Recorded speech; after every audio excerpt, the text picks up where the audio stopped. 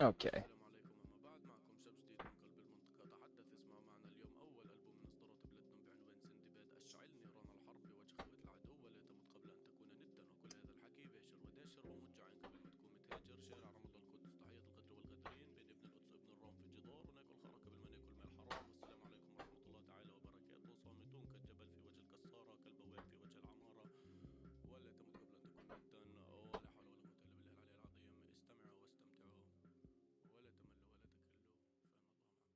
Hey, what's up? It's Liv. And it's been a while since I've made one of these. So um let me just walk you through some of the things that are new in Automat, okay?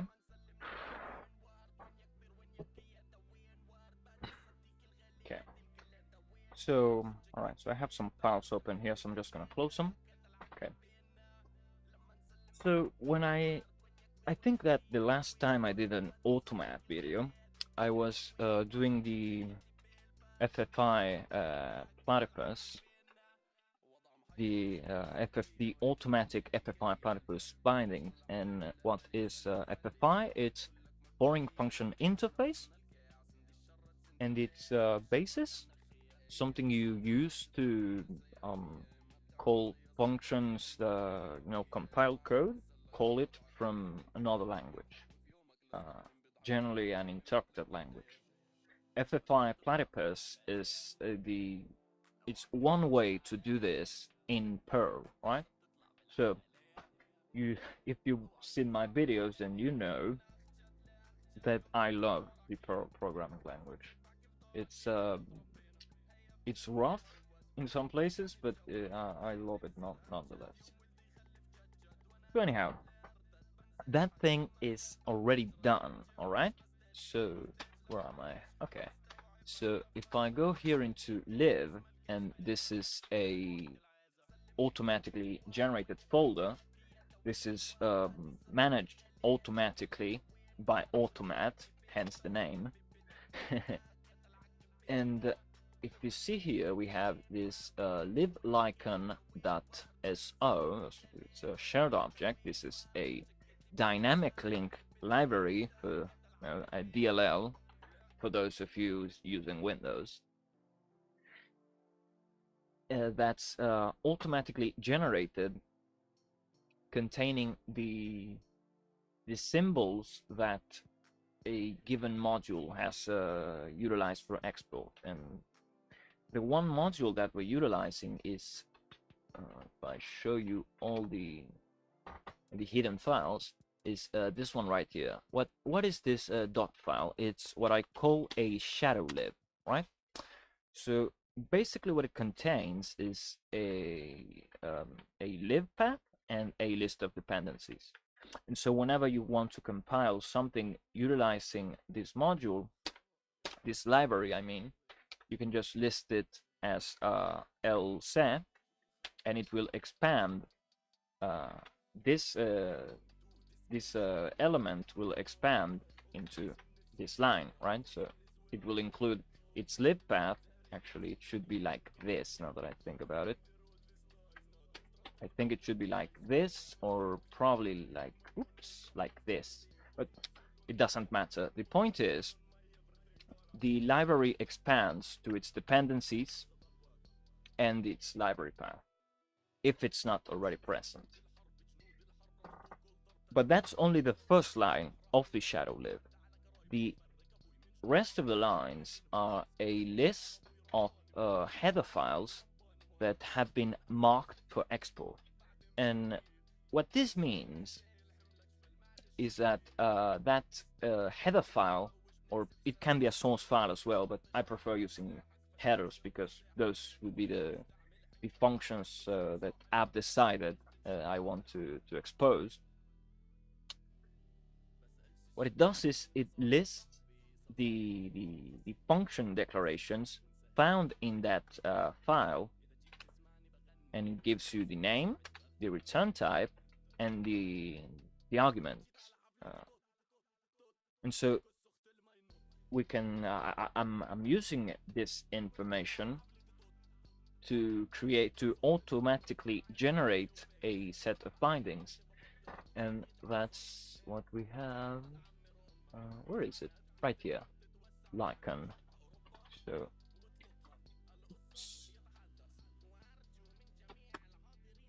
this is a this file has been automatically generated, as you can see, right? Copy left, libranca ibn adile. Anyhow, and what it contains is basically just a set of bindings.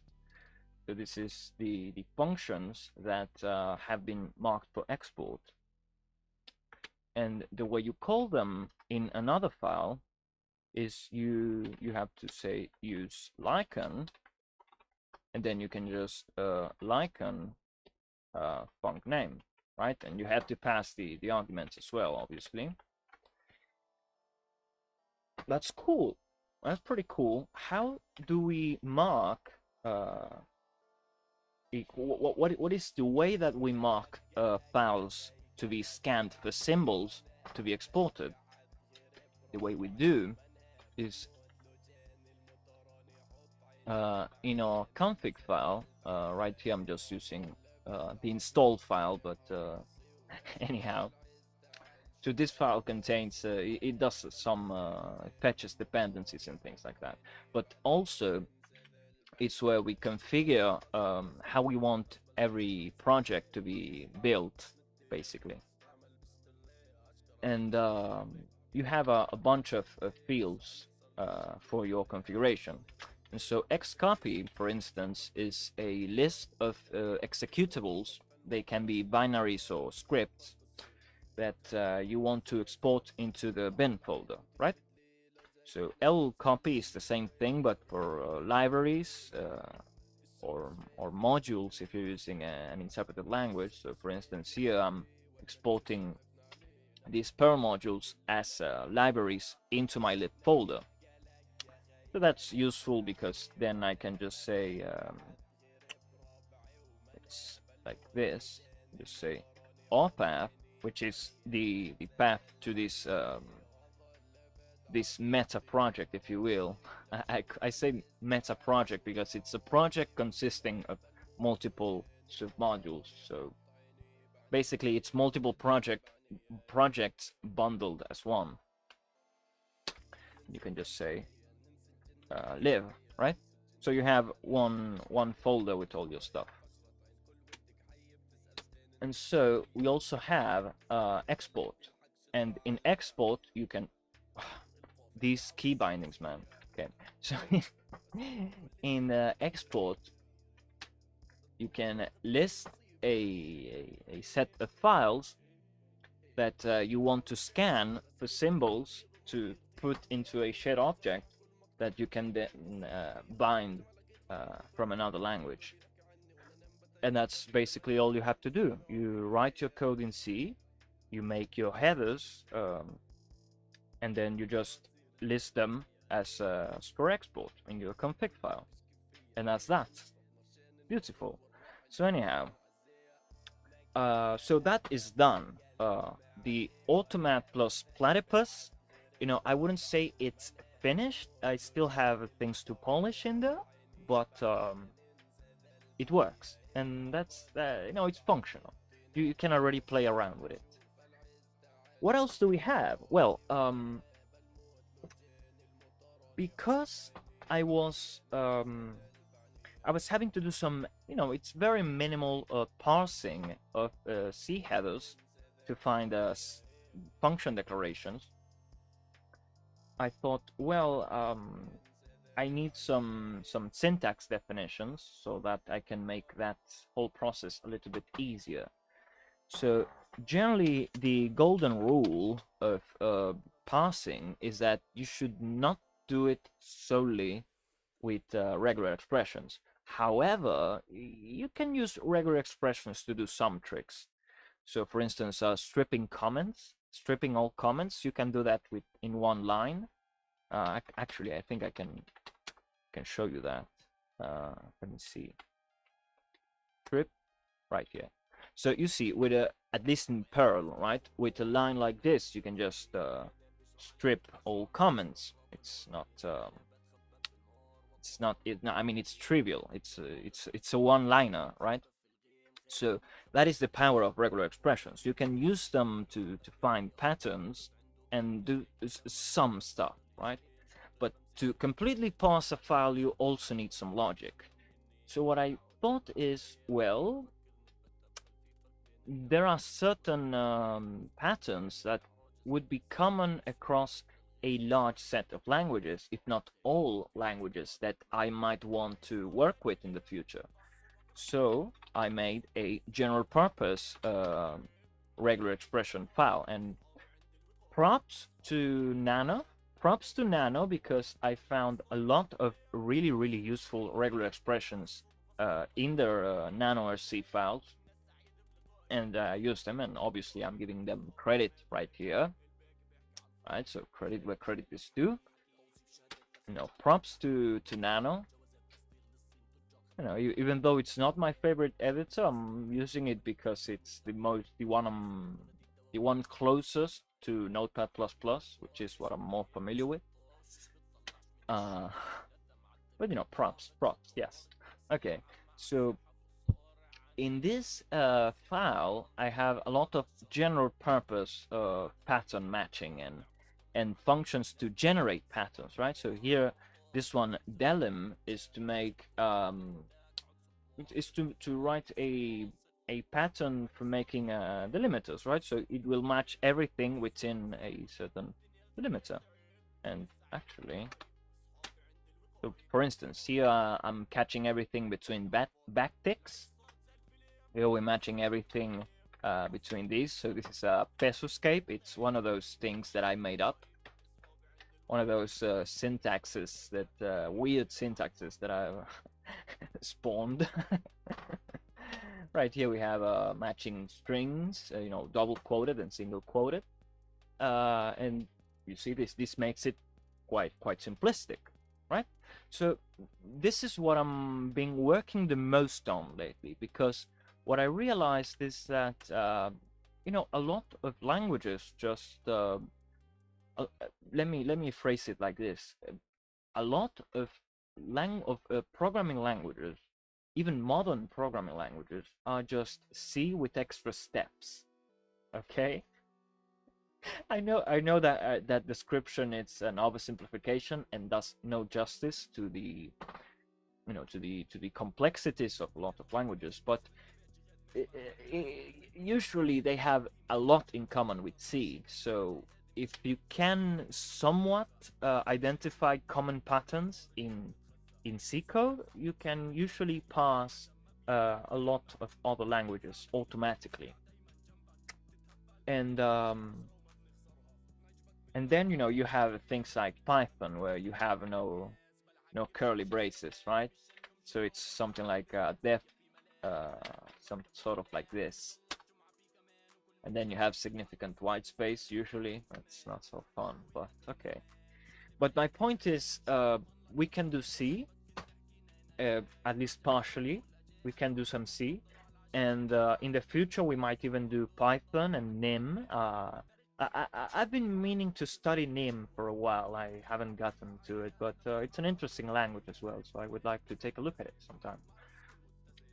But anyhow, so I've been working a lot with this, because what I realize is that what I ultimately want to do is not generate bindings just for C functions to Perl script. It would be interesting to do any other compiled language to any other interpreted language. That would be just bombastic, right? That would be really nice to have. And so I've sort of been delving deeper into language design, so to speak. Maybe not language design, but trying to understand like the fundamentals of syntactical analysis, if you will, right? So I've been getting into looking at syntax trees and that stuff, right?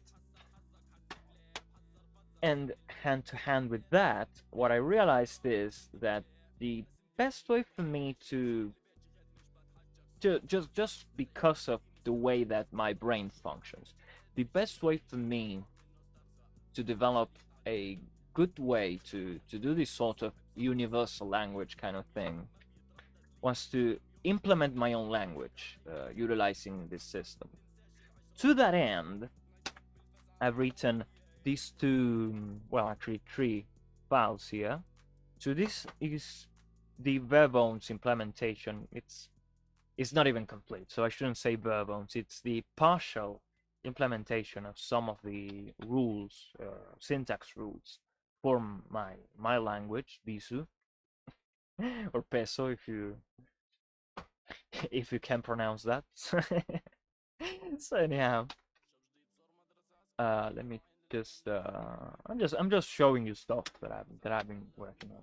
So anyhow, what do we have here? We have like what is a valid name, what is a valid operator, which delimiters do we use, which operators are delimiters, and which operators are not delimiters, because we like making that distinction. Then we have, for instance, the primitives and the sizes. Yeah, these are just not actual types, but just handy units of measuring, memory sizes. These are actual types, but there are function pointer types. Then we have the operator precedence, right? So here this is exponentiation, which is generally written like this. And in a non-programming context, it would be usually done with the hat, right? So that would be 2 to the 2, to the 2 to the power of 2, actually. But because I like to use the hat for XORs, or exclusive OR, right?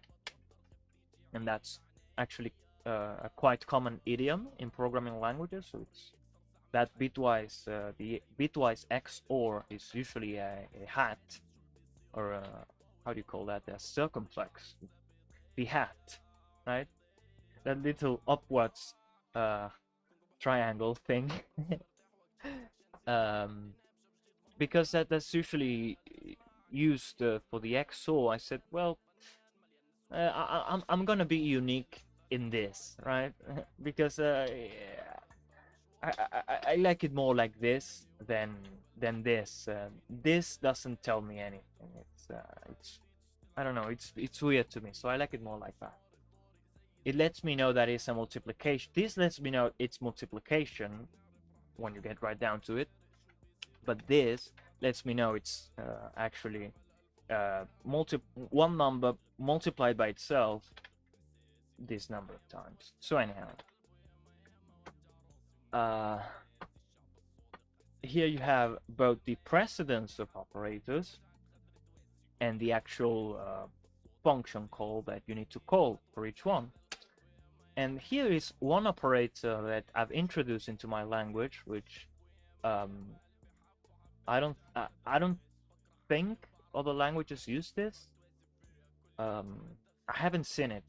I could be mistaken, but probably someone else had the same idea as me at some point. But you see, when you utilize the bang and some value, you get, is this value 0, basically. So if this value is not 0, you will get false, right? And if this value is 0, then you get true, right? So question mark, I thought that should be the inverse. So if you question mark a number, it will give you true if that value is non-zero, and if it is 0, it will give you false. So basically, it saves you doing, expression this thing different to 0. It's a shorthand for that, basically. It's the same thing, right? Let me just parenthesize that just so we are clear. Okay, that's nice. All right, so just to sort of show that. And yeah, I think the rest, I think it's pretty standard I don't think it needs explaining. This one is actually not implemented yet. I just put it there because I'm gonna implement it at some point. So this would be when you probably know this, right? So accessing a given function or attribute, or actually an offset into a struct or class would be, I think, the better way to describe it.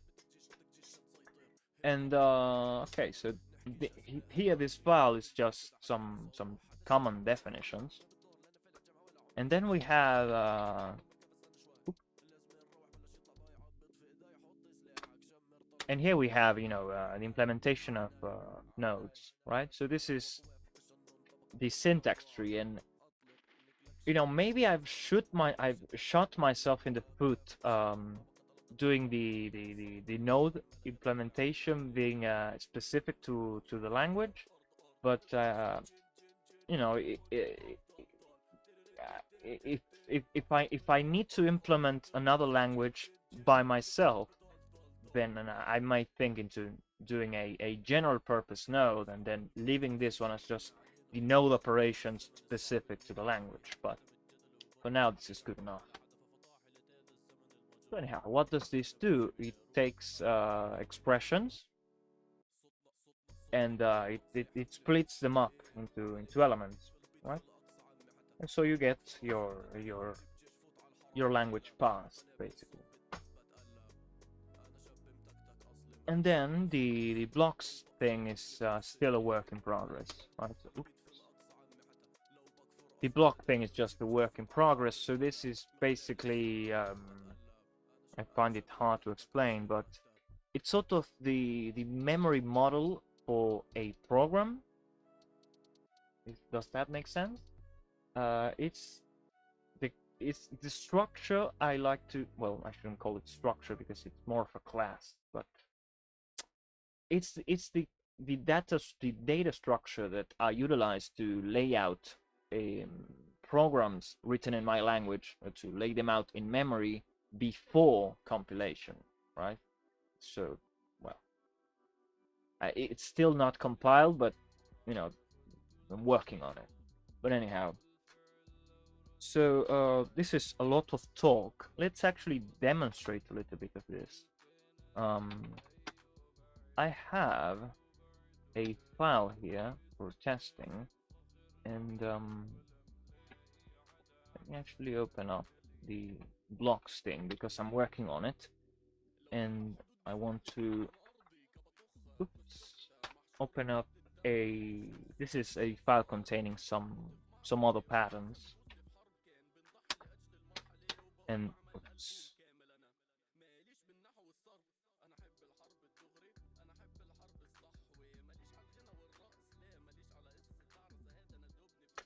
There we go. Okay. So the reason why I have this is syntax this syntax file with patterns separated from the rest of the language stuff is because I'm actually using these langdefs files in order to generate the syntax highlighting for Nano, because Nano does its syntax highlighting using regular expressions, which and this is funny because the Nano man page goes as far as saying this is a bad idea, but it's what we're doing, which I find it kind of hilarious, but well, it is what it is. So anyhow, because oops, you should I didn't want you to see that. Because because I'm using Nano and I have a lot of I like to highlight the operators and numbers with these colors, and I like functions to be in red and and constants to be in magenta, and the ifs and news and deletes to be in magenta, and the strings to be in this color, and because I'm very particular about the way I want my stuff to be highlighted, right? So I said, well, I want all of those common elements to be the same for every language, right? So I try to uh, combine the different nanorc files to make like one file that had the common stuff, the stuff that's common to all languages, and then have the language specific stuff defined separately. But Nano wouldn't let me. Maybe there's a way to do it, but I did not find one. So what I resorted to doing was just generate those syntax files, right? So what I'm doing here in this script is I'm looking at the langdevs folder. I'm iterating over it. If there's any updates, then I want to recompose the language.pm module, which contains a dictionary with dictionaries with lots of patterns of regular expressions, and then just iterate through the language to the language specific definitions and use them to output a nanorc file. And yeah, basically it combines the general purpose stuff with the language specific stuff. It just packs it into a single file and saves it to my config, and so now I have syntax highlighting. And so that's really nice, because if you want to define another language, all you have to do is write a syntax file to the langdevs folder, and then all you have to do is just append the key to that dictionary into this array here. So it's actually kind of really quick to just add a new language to the highlighting thing. Oh yeah, that's what I wanted to show. So anyhow, let me actually show you the other thing, which is the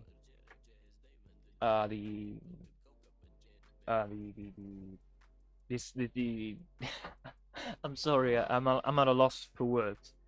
The uh, syntax tree for the 4 peso. Okay.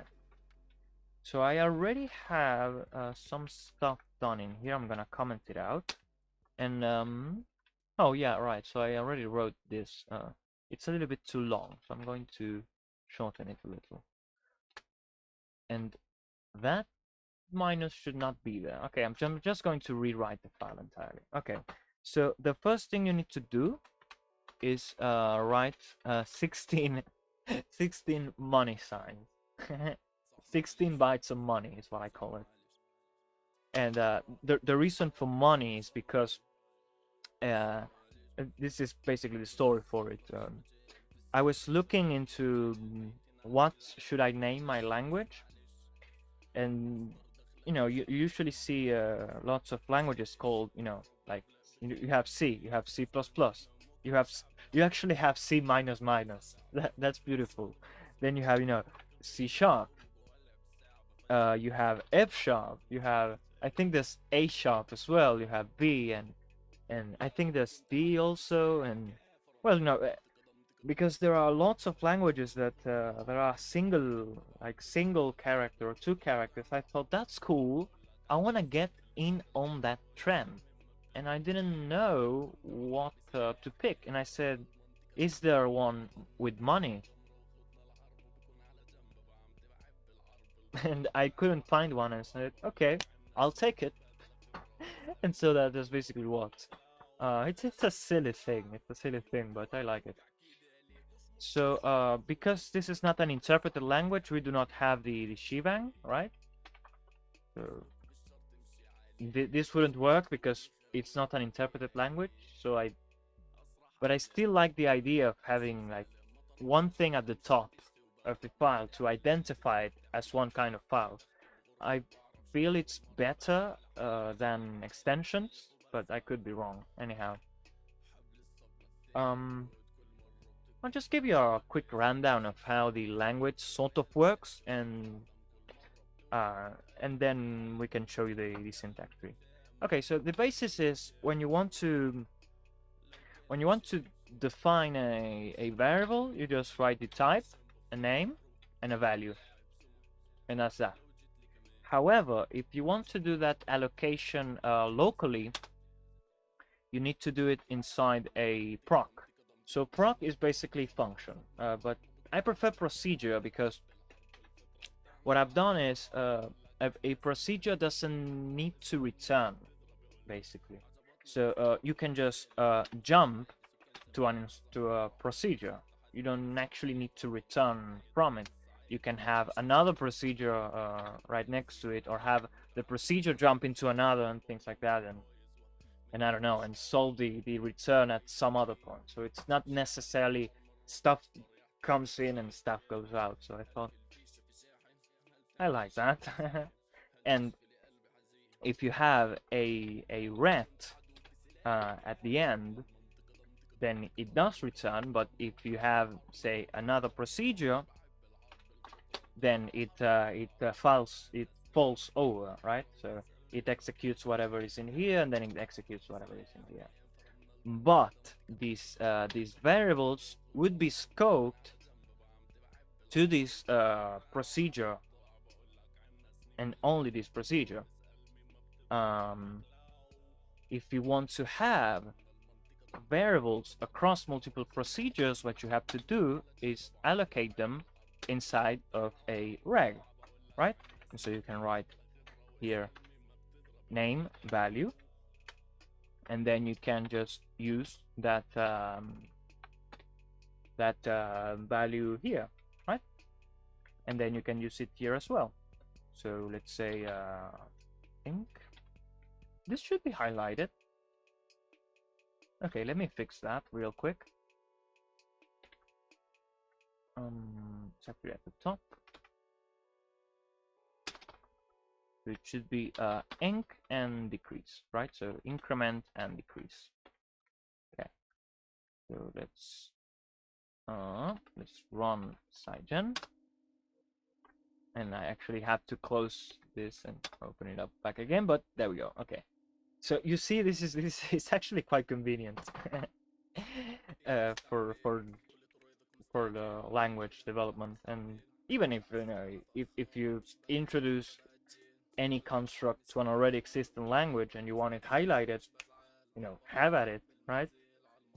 And so yeah, that's the basis of how Peso works, right? If you want to call a procedure, what you do is you just write the name of the procedure and say, and you pass it the arguments if you have any arguments, and then you can shift, right? And you can pop as well if you want to do it in reverse order, right? So shift would be the left first, and pop would be the right first. That's basically what. And you also have on shift, and you also have push, right? So on shift would be add to the left, and push would be add to the right. So that's basically what. And this module of you have attributes on one side and functions on the other. This is, I didn't realize it when I was designing the language, but this is very much object oriented. Something that surprised me, because I don't usually think of myself as a very as a programmer that favors object-oriented design, but what the heck, right? This makes sense to me. So what I decided is I would not have the word class in the language, but however, I would like a way to group together regs and procedures, right? And the way we do that is with clan, right?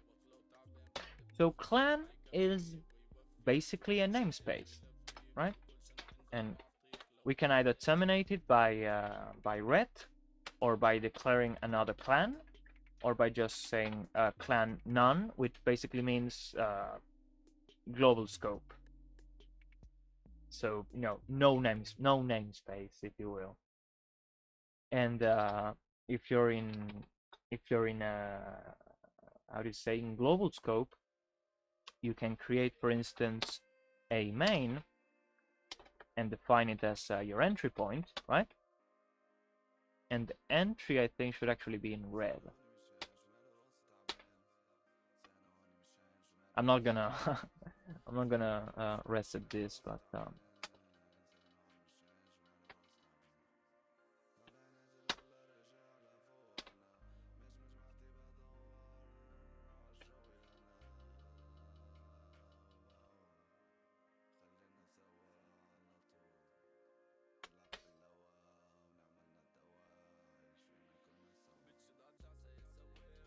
what the hell? I'm gonna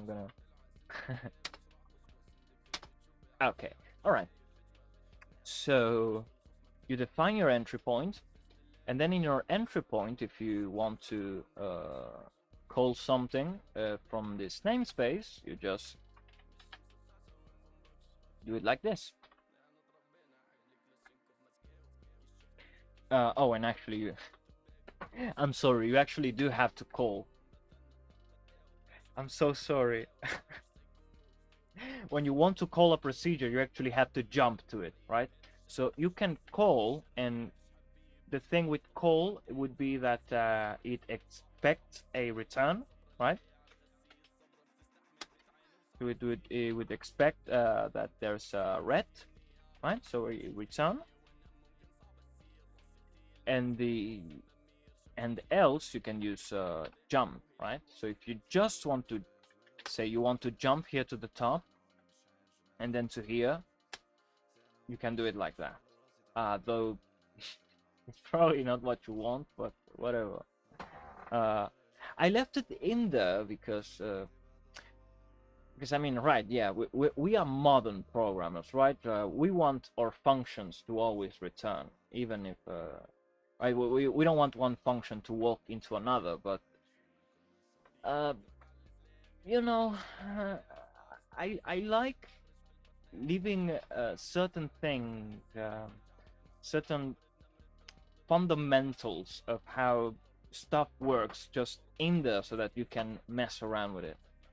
If you, because a function is just an address, right? It's just an address. So, I mean, if you want to just jump to it from anywhere in the code and I don't know and do something funky with it, I think you should be able to do it. You know, you need to know what you're doing, but if you do know what you're doing, I'm not gonna hold your hand. That's what I'm getting at. Anyhow, if you do call, you need a ret, right?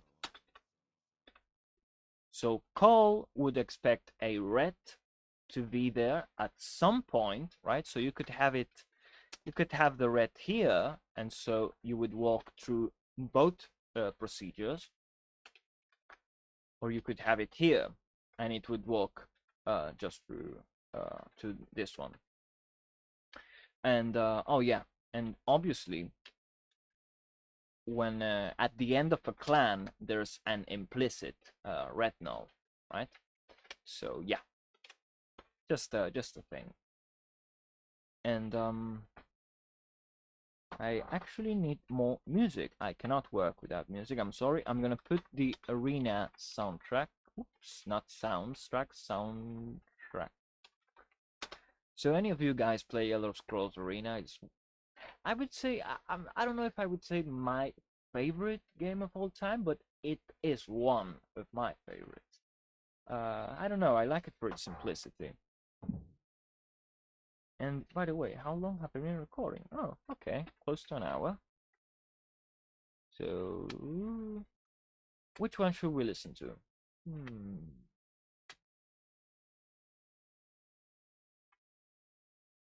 Hmm. But this is the very much chiptune one, so I like it. I like it better. Anyhow, um. So where was I? Oh yeah, right. I was explaining the difference between call and jump. So, um, Oh, and also with jump, you would need to push the arcs, right? Whereas with call, it would expect them here, right? So it's a list, right? So arc0 again, right? But that's basically that. It's just a jump with extra steps, if you will.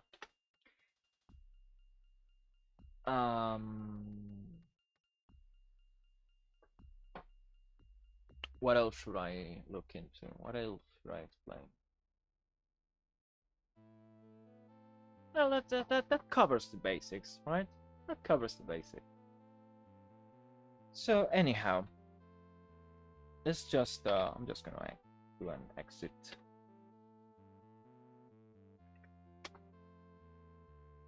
So let's just try and see what the. Let's see if it actually works. If it can actually parse it, and yes, it can. Okay. And so it just gives you a bunch of nodes. But this is not very interesting, right? Because it's just a bunch of separate things. What if we have something a little bit more complex? And to demonstrate that, let's just stick to a single reg. And let's do, let's say A and B, and I want to assign them FF. I'm actually going to. Oh, okay. I'm gonna show you something cool, but just in a while. Okay.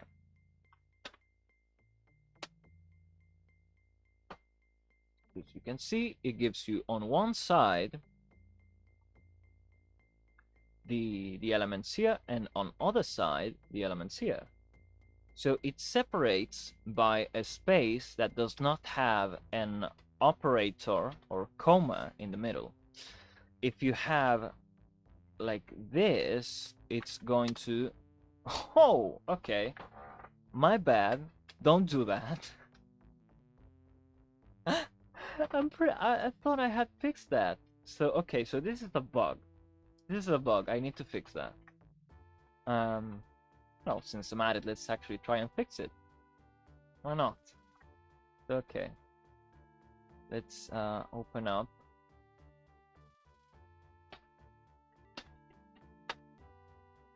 the node, and let me look at it real quick. So 864.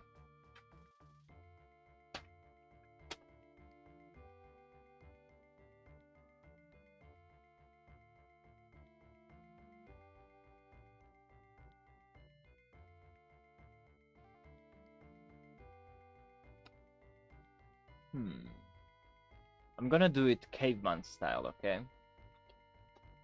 I'm gonna do it caveman style. Hell yeah.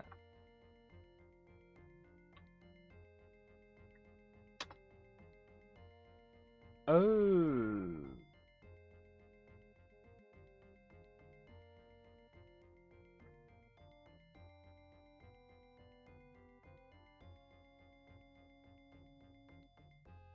Okay, I didn't expect that.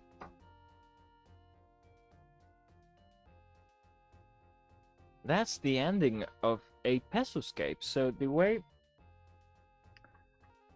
it's one thing that I sort of invented. Okay. So whenever I want something to not be interpreted as this code, I will wrap it in this thing. Right, so you can just put whatever in there, and that's weird.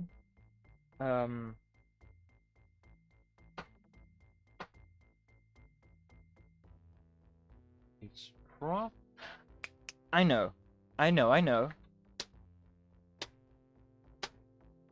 me just go down. Should be probably. Okay, so we're finding more and more errors. colors. This is nice. Okay. So, hmm.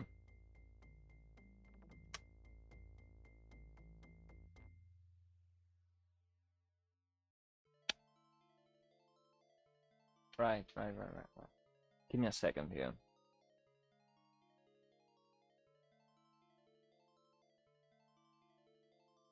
I need to comment this one out. Okay, there we go. So here's the problem. Because I'm using these scapes,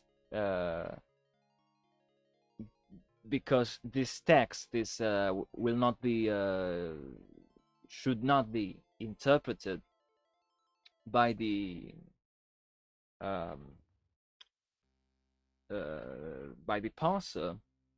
I mean, this should be taken as not being code, but an instruction to the compiler or interpreter.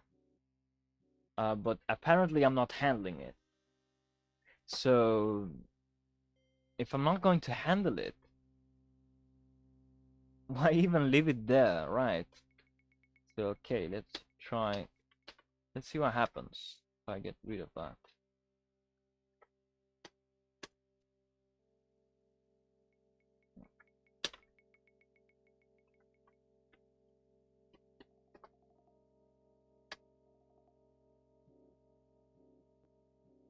Let's just so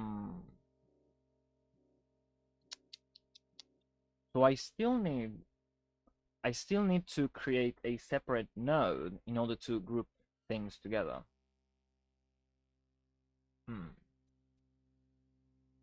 Tell you what, let's try just putting it like this.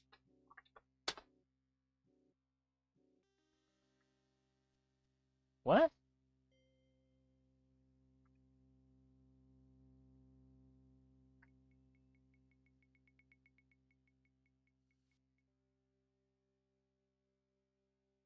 That's weird.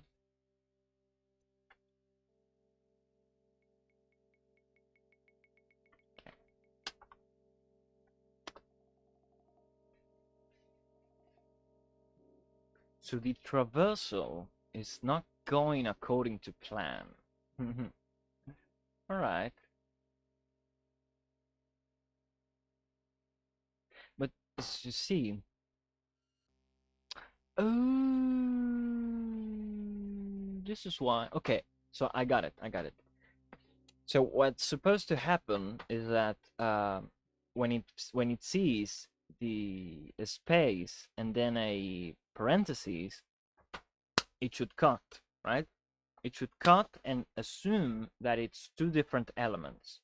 And so this would be one group and this would be another.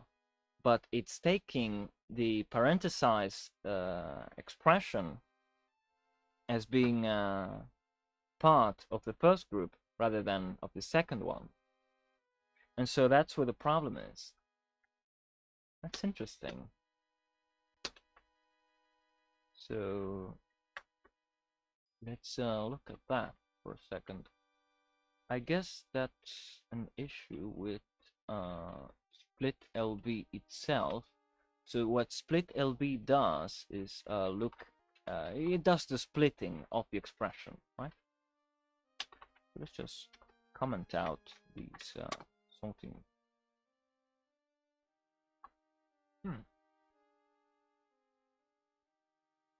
Okay, so I'm finding a lot of bugs. This is uncanny.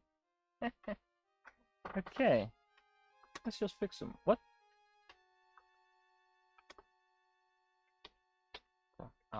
Oh.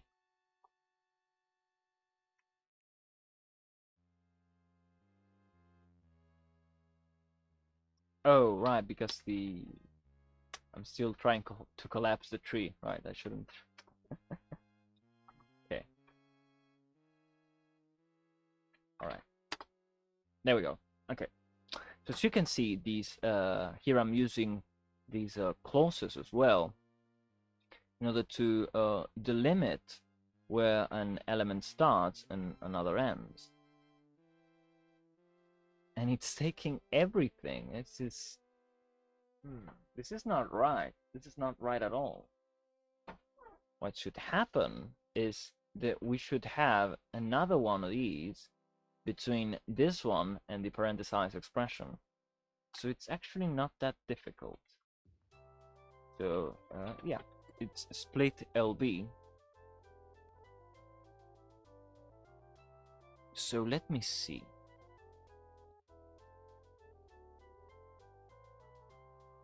So what we are doing is comparing the rightmost and leftmost character in every element split by spaces, right? And so if we have the last one was a number or name, and we have an operator that's not a parentheses or a bracket, then, and actually I should escape these, and this one as well. But if we have a non-delimiter operator that includes a comma, then we consider it to be sort of the same group. And if we do have one of these, then we consider it to be another. So,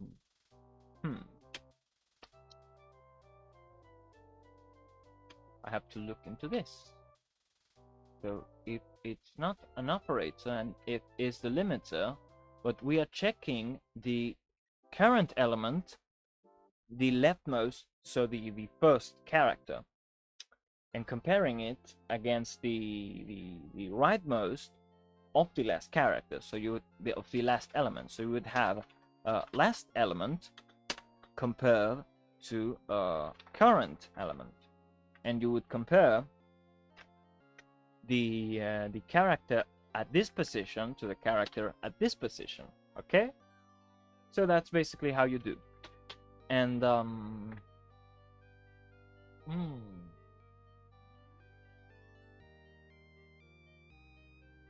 so if the current one is a delimiter and the last one is not an operator, then we want to cut, and that's basically what this should be doing.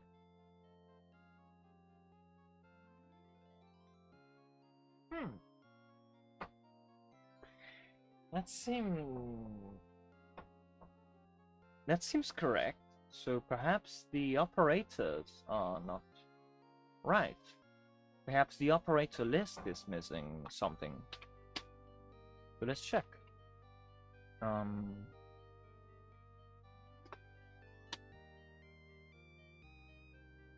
Let's see, it's everything that's not a white space, underscore, uppercase or lowercase letter, number, dot, 2 dots, I was going to say, colon, or a backslash.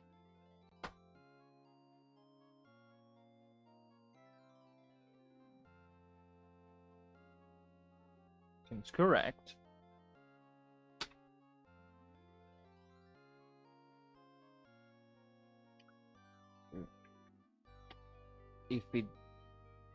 If the rightmost does not match operator or comma,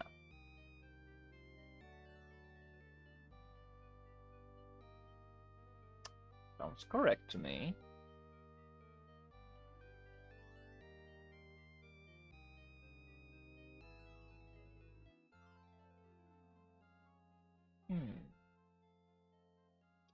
It will be clear.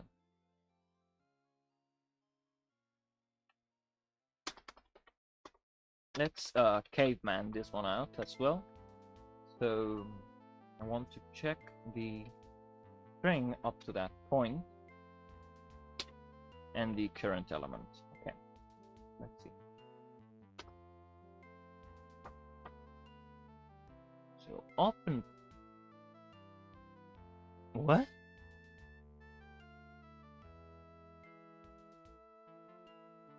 Oh, so the element. Right. So the element is an opening parentheses, and then A comma B. And cut is not registered. Okay. So actually I should do this the other way around. And say if cut is, and it isn't.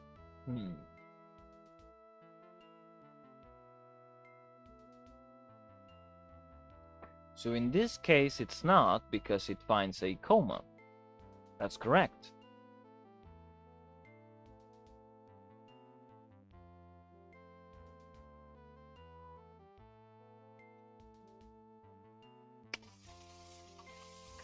But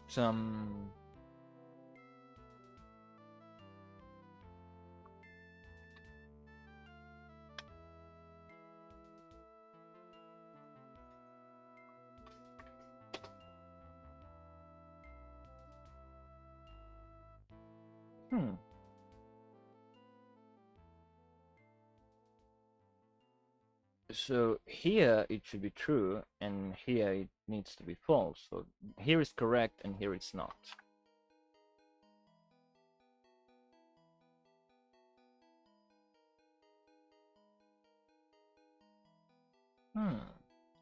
Okay.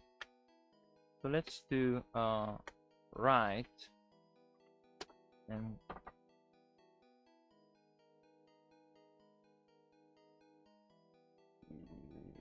what?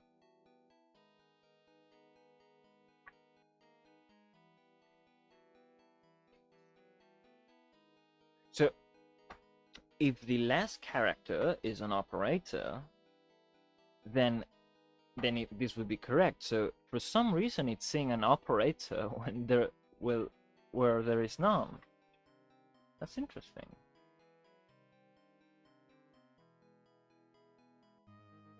Which means that something here is wrong.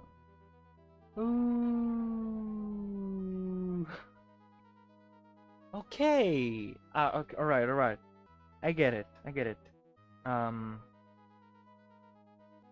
So here's the problem. We're iterating through a list of elements. But sometimes I pop things from this list because for reasons. It's hard to explain. It's a little bit of an optimization of this loop. In order to better optimize it, I found out that what's better for me to do is to pop things from the list, and rather than just go to the end of the loop, is to actually go to the top and decide when to skip by my own logic. I find it a little bit hard to explain, so I'm not going to try, but it's one of those things that works better when you're doing this kind of operation recursively. I don't remember the technical specifics for it. It's a little bit weird, but no, just roll with it. So the thing is, this introduces a bug.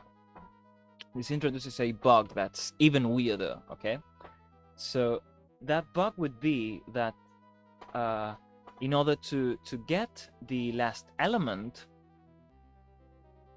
we want to get at index at the current index we're at -1, and so we will get the element that we evaluated previous to the one we just popped.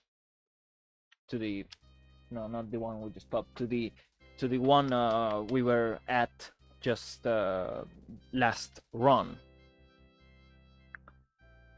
And here's sort of the problem with that. If I pop characters, because sorry, I'm not popping elements from the list, I'm popping characters from certain elements. And if I pop an element, then if I pop characters from an element on a list of strings, that introduces the bug that sometimes we might have an element that's just blank. It has no characters. And so rightmost character of last element can be undefined. And the way I said is, okay, if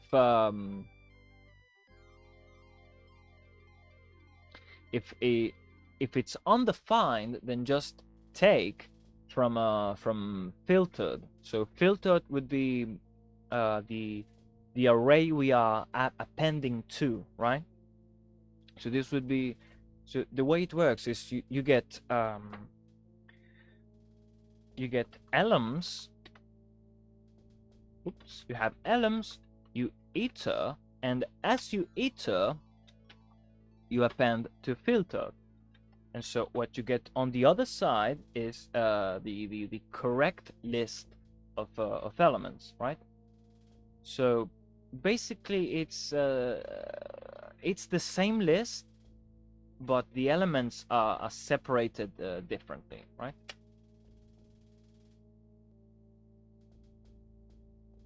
So the thing is, this is wrong. Doing it like this is wrong, because in the filtered version we have the joins, right? And like I said, what join does is everything within these two delimiters will be considered one group, and everything within another pair of delimiters will be considered another group, right? So this is what join does. And these joins are present within this filtered array. So if we, so you get it, right? If we try to get from that, it's not going to work. So actually, what I have to do is get not the last element on the filtered list, but get the last element that is not a, how do you say, the last element that is not a join.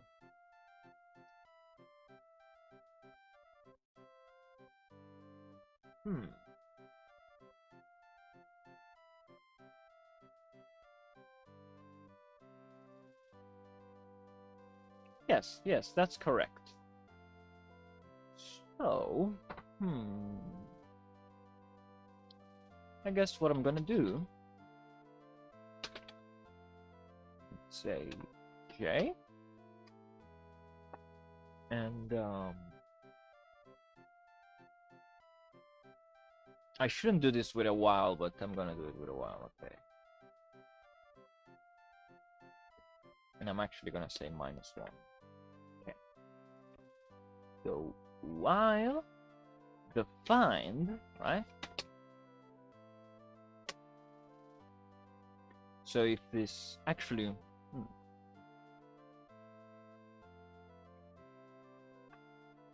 because I want to iter.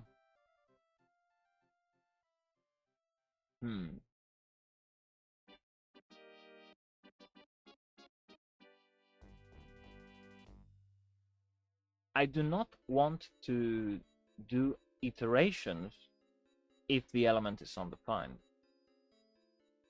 If the element is undefined, what I actually want to do is skip.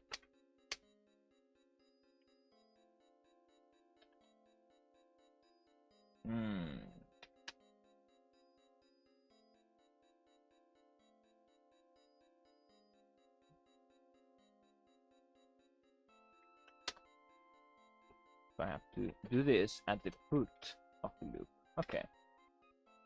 So if not defined, we skip. All right. So while we have an element, we want to check is that this is not a join. So let's say my f and I will indent it in a second. Just let me get my thoughts straight here. So I want to compare, and actually this is a very, very simple comparison to make, because we are looking for a pesoscape, and those are actually quite simply.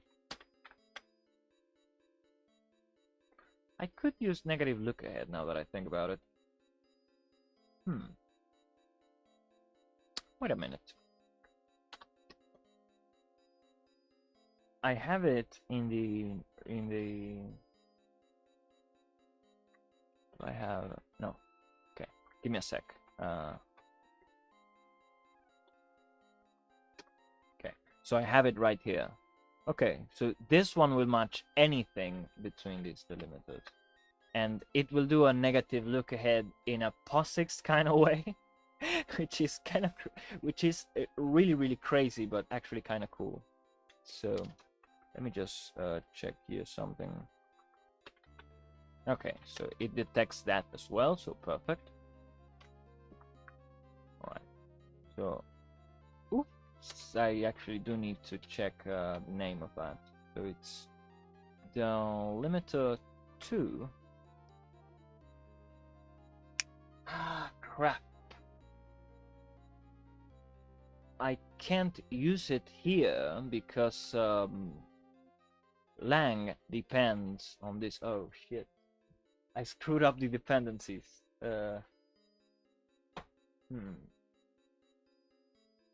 Well, tell you what.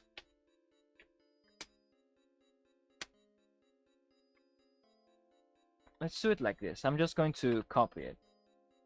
Okay? Just going to copy it, and that'll be that. So actually,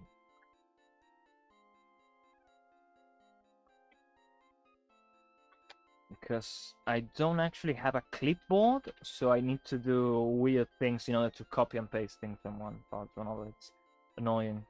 But anyhow, let's see, and it should be somewhere around here. Yeah. Okay, so this one is really crazy, but you know, pretend this makes sense to you as it makes to me, okay? And I'm just gonna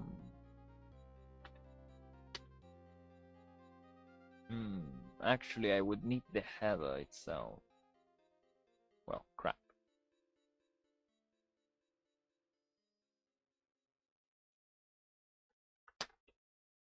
So that's ph.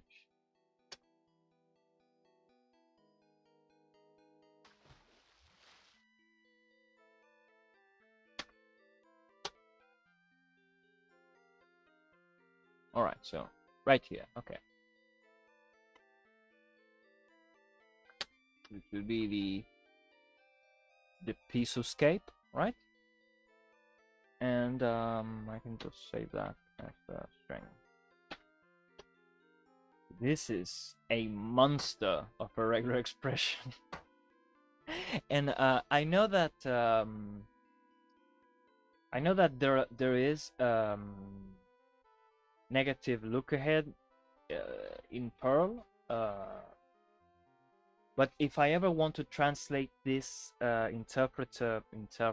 compiler to C, then I'm pretty sure that I need to do these kinds of things in a POSIX regex, right? So I would need it like this, which I get that it's absolutely insane, but look on the bright side, I did not write this expression. I did not write it by hand. It was automatically generated by a function. That's how you do this kind of thing. Because I mean, you know, I can read regular expressions, but this is just insane. Yeah. Because I mean, it's not matching. If you have if you write it like this, it doesn't match. See? because you're escaping this, and so it's doing a negative look ahead for this pattern as well as this one, and so yeah, it's yeah. So because it wants to match everything that is not this Terminator, and the Terminator escaped has to be included in that list of things that can be matched, and so that's why it's so crazy. If anyone, here's the thing: if anyone at all knows a better way to do that kind of thing in POSIX regex, I would be incredibly grateful if you could teach me that, because I have no idea. This works, this does work, but it's insane. I don't like it. Okay, enough about that. We can close this. Oh.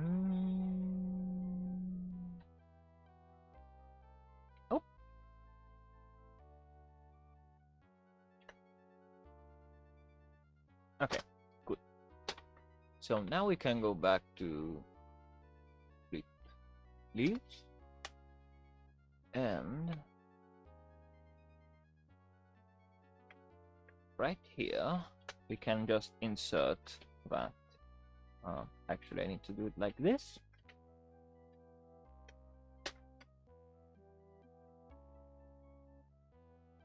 And now we can match a Pesoscape. And so if we do match a Pesoscape, we want to go to the next element. So if this is true, so if we match a Pesoscape, then we want to J minus minus, else we just left. Right.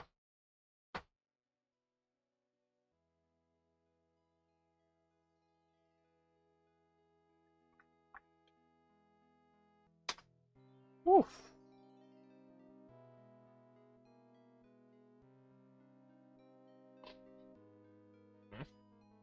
Okay, that's crazy. That's crazy.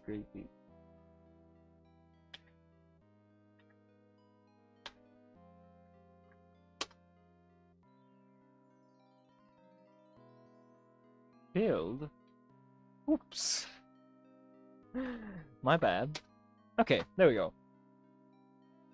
And still no join. Oh. Oh, right, because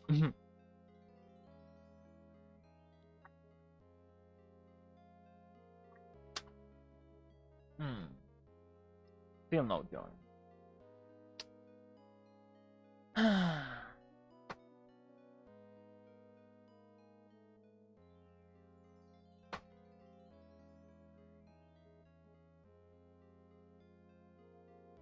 Just checking.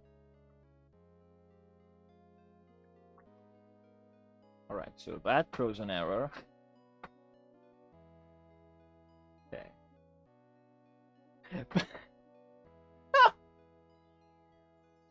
So check this out. So I comment out that skipping because it's an undefined element, and so it complains that I'm using an undefined element in a pattern match.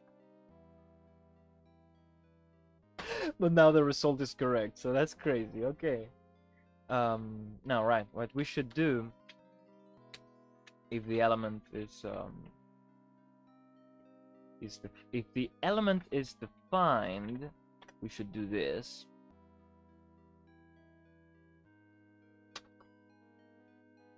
Else, we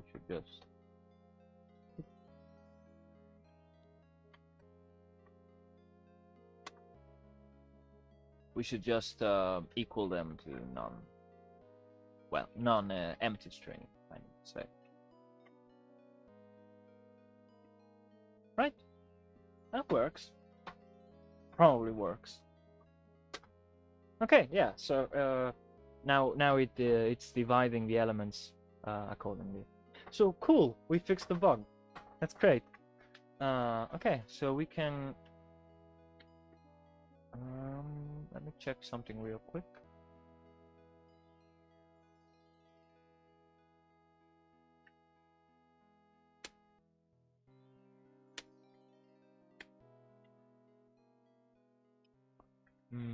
Let me write some comments so I have some documentation for this. Okay. So I want to find non-scape, find last non-scape element, right?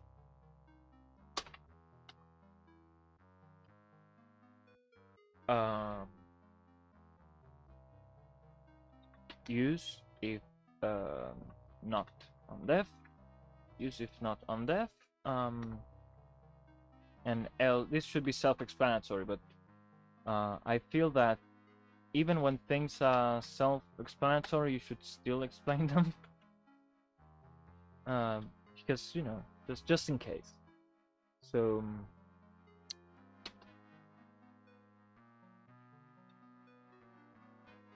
okay. So basically, what this means is that we're comparing against an empty string, and so it will always be false, probably. Or I guess empty string counts as not being an operator. So I'll have to look into that. Or anyhow, in any case, we could use a space there or something. I will look into it later, but for now, this is good. Okay. So let me get rid of this. And why is this not indented? Oh, because it was here. Okay. All right. So now let's go back into the lang defs.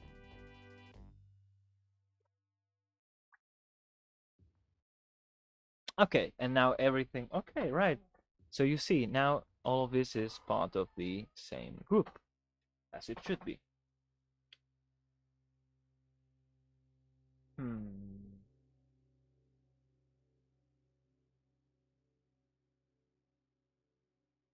And if we try to subdivide, that throws no errors. And if we try to collapse the tree, that works just fine. Perfect. Perfect. Okay. All right. So now that that is fixed, as you can see, after about half an hour of debugging, when we have a space and an operator that is not a comma, or actually an operator that is not a comma. Wait. I'm sorry. I'm really sorry. I'm having trouble explaining this because um, it's not that complex, but it's something I don't usually talk about, and so it's hard to tell it. But when you have an operator that's a delimiter, right? So you have a delimiter, and there's no operator joining these together, then that means it's two separate elements, right? And so you can have some operations here, and actually these operations will be calculated, right? So here we have a 2, and we can actually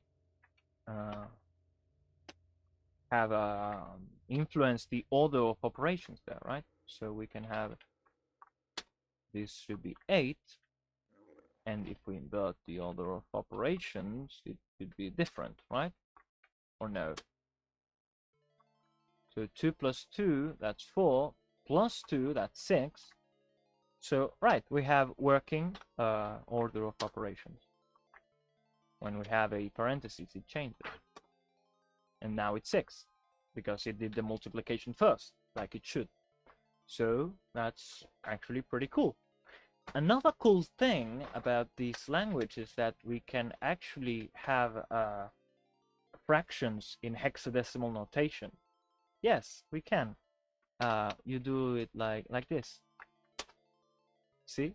So basically, it takes the character after the dot as a fraction of 16, right? So this would be how do you say 15 sixteenths? Is that right? 15 sixteenths, right? So we can do it in octal as well. So that would be 0 0. So usually it's a single zero in front and then some octal number. But because for binary you do it you do it like this, and for hexadecimal you do it like this, I thought I want 2 zeros. Okay, so it's 2 zeros. Don't complain, please. Okay, so we can have, for instance, 1.7, and this would be 7 eighths, right? So would be 1 comma actually in right. I'm talking in English. I'm talking English, and so it's a period, right? So 1 period 7/8. So this is kind of crazy, right? Because to me it's a comma. This is the because I was taught Spanish in school, so to me it's a comma, not a period. But little language differences there. But anyhow, yeah, this gives you it translates into a floating point, but it's actually fixed point notation, right?